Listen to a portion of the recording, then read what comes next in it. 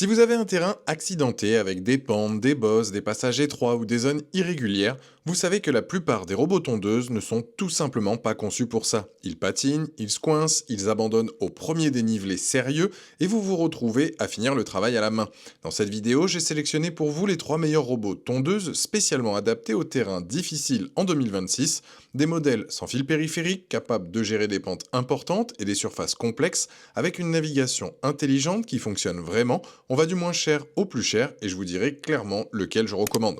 Tous les liens des produits sont directement en description, juste en dessous de la vidéo. On commence donc par le premier produit, le premier robot de cette sélection, c'est le Segway Navimov i205 AWD. C'est l'entrée de gamme de ce comparatif, et clairement pas une entrée de gamme au sens banal du terme. Ce qui le distingue immédiatement des robots classiques, c'est son système de transmission à 3 roues motrices. Et c'est précisément ce qui en fait un candidat sérieux pour les terrains difficiles.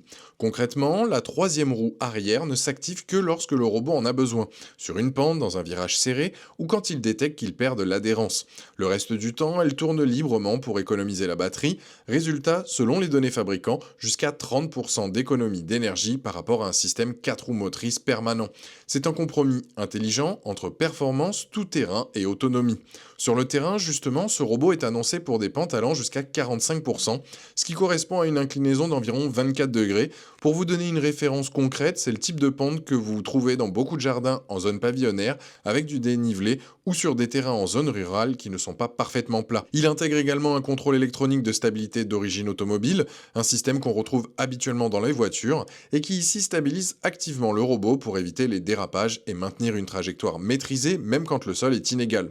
Sur un terrain avec des bosses, des petits talus ou des passages en pente, c'est ce genre de technologie qui fait la différence entre un robot qui s'en sort et un robot qui reste bloqué. La conception des roues joue aussi un rôle important. Le robot peut pivoter sur lui-même sans arracher à la pelouse, ce qui est un vrai avantage sur les terrains complexes où les demi-tours sont fréquents, dans des passages étroits ou entre des massifs par exemple.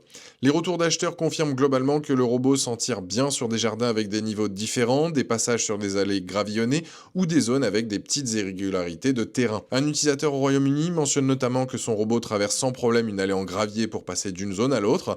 Un autre en Italie l'utilise sur une surface légèrement inclinée, divisée en 2 zones, avec des résultats qu'il décrit comme excellents. Côté navigation, il fonctionne sans fil périphérique grâce au système EFLS de Segway, qui combine le réseau NRTK à triple fréquence et une caméra de vision. Pas d'antenne à planter dans le jardin, pas de câble à enterrer, la cartographie se lance depuis l'application en quelques minutes et il peut gérer jusqu'à 20 zones de tône distinctes. La surface recommandée est de 500 m² avec une autonomie de 125 m² par charge. La prise en main est décrite comme rapide et l'application comme intuitive par la grande majorité des acheteurs.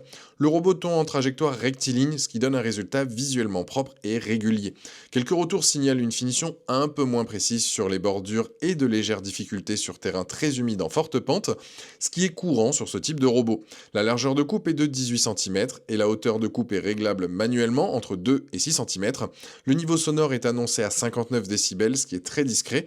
La connectivité réseau et 4G est incluse gratuitement la première année.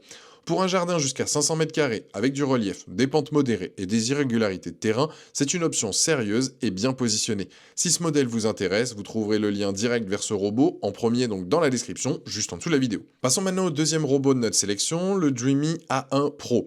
On monte d'un cran en termes de prix, on monte aussi en termes de technologie de navigation et de polyvalence. La grande différence par rapport au Navimov, c'est le système de navigation. Le Dreamy A1 Pro embarque un lidar 3D à 360 degrés.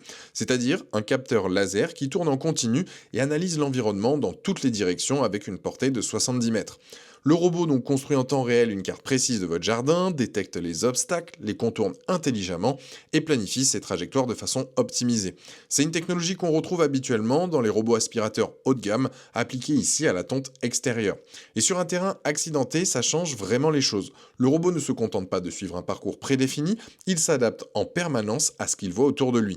Ce système s'appelle OmniSense chez Dreamy et il permet une détection des obstacles à 360 degrés dans les 3 dimensions. Pas uniquement ce qui est devant lui, mais aussi ce qui est sur les côtés et en hauteur.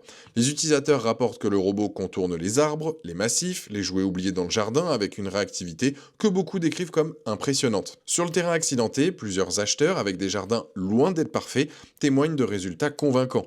Une utilisateur française décrit un terrain troué suite au passage accidentel de chevaux et raconte que le robot a su manœuvrer et effectuer des marches arrière pour s'en sortir seul. Un acheteur espagnol mentionne un terrain avec des zones creuses, des trous et des taupinières et indique que le robot gère tout ça sans se bloquer.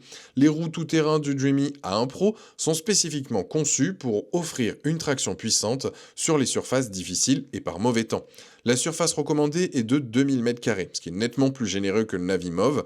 La tonte se fait en trajectoire en U, un mode qui couvre la pelouse de façon méthodique et donne un résultat rectiligne et uniforme. La hauteur de coupe est réglable entre 3 et 7 cm et la largeur de coupe est de 22 cm. L'installation est sans fil périphérique et sans antenne RTK externe. Tout se passe via l'application Dreamy Home et la grande majorité des acheteurs décrit la prise en main comme simple et rapide. Quelques points de vigilance à connaître avant d'acheter. Le Dreamy A1 Pro est annoncé pour des pentes jusqu'à 45%, identique au Navimove. Il se débrouille bien sûr sur du relief modéré, mais il n'est pas conçu pour les terrains avec des pentes vraiment sévères. Sur les terrains très humides, certains signalent que les roues peuvent patiner dans les demi-tours et la connectivité 4G n'est pas incluse de base. C'est un module vendu séparément si vous souhaitez contrôler le robot à distance sans être sur votre réseau Wi-Fi. Dans l'ensemble, le Dreamy A1 Pro est un robot polyvalent, bien noté, avec une technologie de navigation avancée qui lui permet de se débrouiller sur des terrains bien imparfaits. C'est clairement un niveau au-dessus du premier modèle, tant en surface couverte qu'en intelligence de navigation. Si ce modèle vous intéresse, c'est le deuxième lien dans la description, juste en dessous de la vidéo. Terminons ce comparatif avec le robot le plus haut de gamme de notre sélection, le Manmotion Luba 3 AWD 3000. Et autant être direct, on est sur un autre niveau. Pas seulement en termes de prix, mais en termes de conception, de technologie embarquée et surtout de capacité à gérer les terrains vraiment difficiles. Commençons par ce qui fait la signature de ce robot, c'est 4 roues motrices indépendantes. Contrairement au Navimove qui a 3 roues dont une s'active à la demande, et contrairement au Dreamy qui s'appuie sur des roues tout-terrain sans transmission intégrale, le Luba 3 dispose de 4 moteurs individuels, un par roue. Chaque roue est pilotée de façon indépendante, ce qui lui permet de s'adapter en temps réel à chaque changement de terrain, de maintenir une traction maximale sur les pentes et de rester stable même sur des surfaces très irrégulières. Concrètement, il est annoncé pour des pentes allant jusqu'à 80%, soit environ 38 degrés d'inclinaison. Pour comparer, le Navimo et le Dreamy tiennent tous les deux 45%. Le Luba 3 est dans une catégorie à part sur ce point.